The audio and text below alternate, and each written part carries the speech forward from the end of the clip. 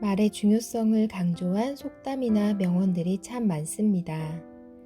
한번 내뱉은 말은 다시 주워 담을 수 없기 때문에 말의 신중을 기하라는 것입니다. 오늘은 다른 사람에게 아무리 친한 사이라 할지라도 절대 해서는 안 되는 말 6가지에 대해 알아보겠습니다.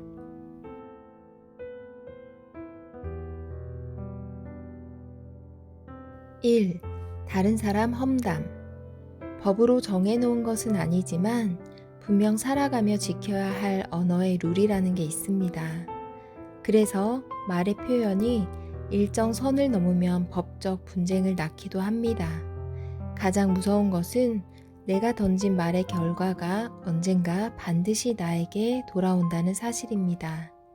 내가 남을 칭찬하는 언어를 사용한다면 그 긍정의 기운이 돌고 돌아 다시 나에게 칭찬으로 돌아오는 날이 있을 것입니다. 반대로 누군가를 잡아 끌어내리는 흉의 언어를 사용하면 머지않아 그 험담의 씨앗이 자라서 내 앞으로 배달될 것입니다. 남의 험담을 잘하는 사람치고 주변에 친구가 많은 사람 없고 행복하게 잘 사는 사람 없습니다. 내가 흘리는 남의 단점은 어떤 식으로든 돌고 돌아 당사자의 귀에 들어가게 되어 있습니다.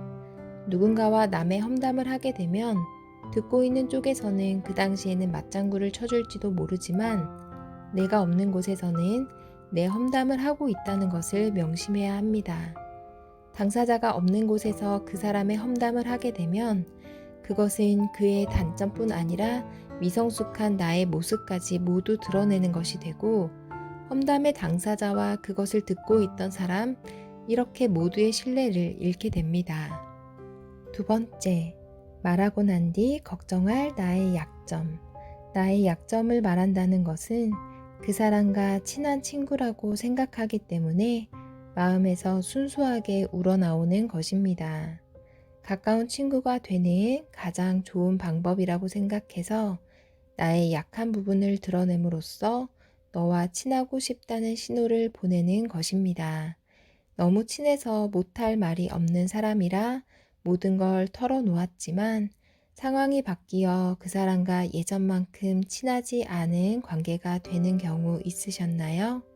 그 사람과 친할 때는 무엇이든 이해할 수 있고 이 관계가 영원할 것 같지만 내 입으로 내 허물을 말하는 순간 훗날 상황이 바뀌어 상대방이 나를 공격하는 비수가 되어 돌아올 수 있습니다.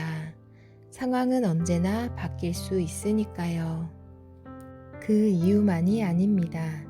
내가 내 입으로 내뱉은 나의 약점이나 비밀은 그 비밀을 알고 있는 사람 앞에서 나도 모르게 주눅들게 되고 비밀이 새어나갈까 전전긍긍하게 만듭니다. 100달러 지폐 속 초상화 주인공인 벤저민 프랭클린은 적에게 말하지 못할 약점이라면 친구에게도 말하지 말라고 했습니다. 남의 비밀을 혼자만 알고 입단속하는 것은 부단한 노력이 필요한 일입니다. 사실 이거 비밀인데 너 혼자만 알고 있어라는 말은 다른 사람에게 전해지게 되고 돌고 돌아 세상에 드러나게 될 것입니다. 3번째, 상대에게 상처 주는 말. 인간은 감정의 동물인지라 상대방의 말에 쉽게 기분이 좋아지고 반대로 쉽게 불쾌해지기도 합니다. 듣기 좋은 말은 많이 들을수록 기분이 더 좋아지지만 듣기 싫은 말은 종종 마음의 상처가 됩니다. 내가 무심히 뱉은 말 한마디에 상대는 커다란 상처를 받을 수도 있습니다. 상대에게 상처가 되는 말을 아무렇지 않게 하거나 심한 욕을 하는 경우도 있습니다. 육체적 상처보다 더 아픈 마음의 상처는 쉽게 아물지 않고 마음에 오랫동안 남게 됩니다. 보이는 상처는 의학의 힘을 빌어 쉽게 치료도 할 수 있지만 보이지 않는 마음의 상처는 약으로도 치료가 되지 않아 정신적 치료를 받아야 하는 경우도 있습니다. 모로코 속담에 말이 입힌 상처는 칼이 입힌 상처보다 깊다는 말이 있습니다. 그렇다면 마음에 상처를 주는 사람은 엄청난 가해자임이 분명합니다. 따라서 남의 말을 할 때나 남과 대화를 할 때는 신중을 기해야만 합니다. 네 번째, 충고의 말. 누가 물어보지도 않았는데 무슨 말만 나오면 끼어들고 충고를 하는 사람들이 있습니다. 상대방을 위해 자신이 충고하고 조언한다고 생각했던 것이 편견일 수 있습니다. 상대방을 위한다는 말로 지나치게 간섭한다면 그건 상대방을 위한 것이 아닙니다. 입장을 바꿔서 생각해 보면 됩니다. 내가 퇴사나 이별 등 인생의 중요한 위기에 처해 있습니다. 이때 주변 사람들이 나를 위해 충고와 조언을 해줍니다.